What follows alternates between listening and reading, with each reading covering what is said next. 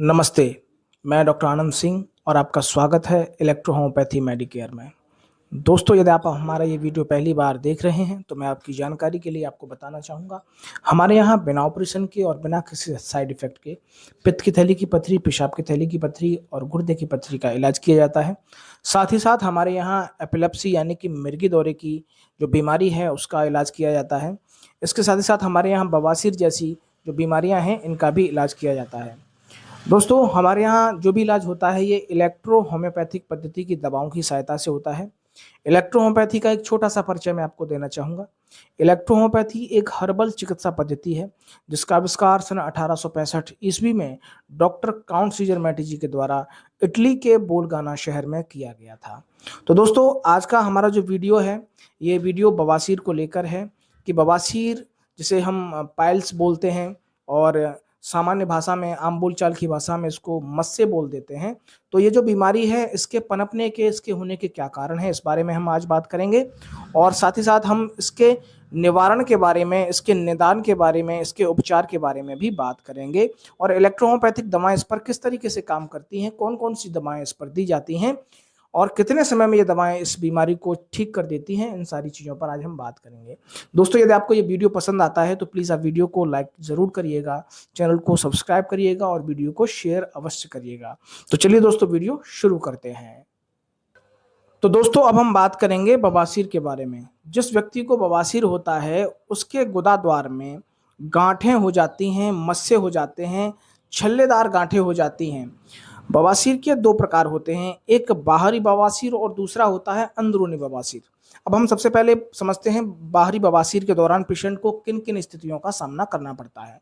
तो दोस्तों, जिस व्यक्ति को बाहरी बवासीर होता है उस व्यक्ति को लगातार गुदाद्वार के आसपास खुजली, जलन, दर्द जैसी चीज़ें महसूस होने लगती हैं और जिस व्यक्ति को अंदरूनी बवासीर होता है उसके साथ ऐसा होता है कि जब भी वो व्यक्ति पाखाने जाता है उस दौरान गुदाद्वार के रास्ते से ब्लड निकलता है, ताज़ा चमकदार ब्लड निकलता है और पाखाना करने के दौरान बहुत ज़्यादा दर्द भी हो जाता है। तो दोस्तों, बवासीर के मैंने आपको 2 प्रकार बताए हैं, बाहरी बवासीर और दूसरा अंदरूनी बवासीर।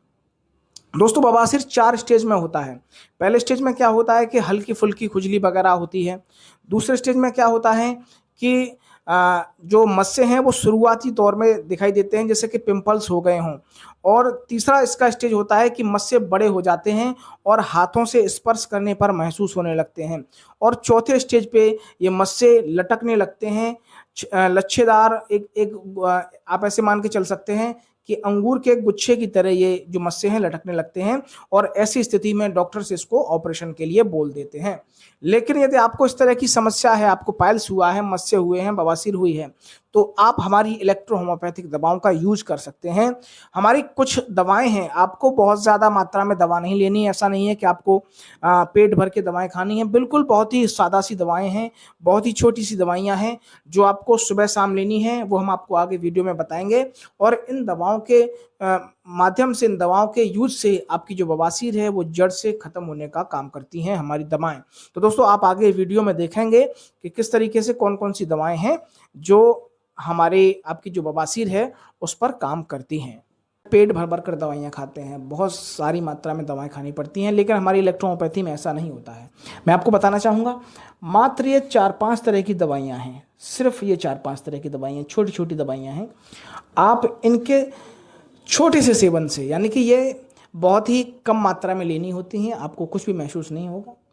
ये सिरप है जो कि आपको सुबह-शाम लेना है, सुबह, दोपहर, शाम लेना है, सॉरी।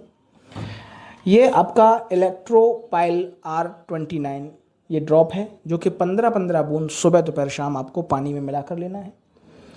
ये हमारे एसेंस हैं जो कि ये दवाइयाँ, इसमें से ये आपको खाने से पहले लेनी है, ये आपको खाने के बाद लेनी है और ये आपका पाइल ऑइंट है जो कि आपको जहाँ आपको रोग हुआ है, जो आपकी बीमारी है, उस जगह पे आपको ये लगाना है। सुबह, दोपहर, शाम इसको 3 बार मालिश करनी है। मात्र 15 दिन की ये दवा है और मात्र 15 दिन की दवा में आपको उतना आराम होगा जो बाहरी अन्य दवाएँ आपने ली हैं उनसे 4 महीने या 6 महीने के इलाज में भी नहीं हुआ होगा।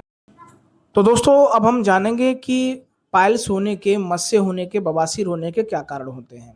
तो दोस्तों, बवासीर होने का सबसे मुख्य कारण है आपके पेट का कॉन्स्टिपेशन, यदि आपको कब्ज रहती है, आपका पेट ठीक से साफ नहीं होता है, आपको पैखाने में ज़्यादा जोर लगाना पड़ता है, ज़्यादा ताकत लगानी पड़ती है अपने मल को पास करने में, तो ये ज़्यादा ताकत लगाने की वजह से जो गुदाद्वार की जो नसें हैं वो फट जाती हैं और इसी वजह से आपको बवासीर हो जाता है।